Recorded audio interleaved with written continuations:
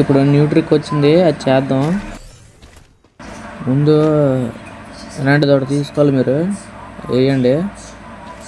మీ teammate ఉండాలి మామ, లేకపోతే అవ్వదు. అది కూడా వస్తుంది, దాన్ని గాలిలోనే కాల్చేయాలి.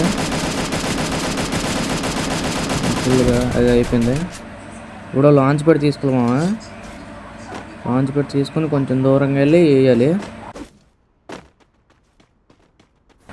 వేసాను చూడండి.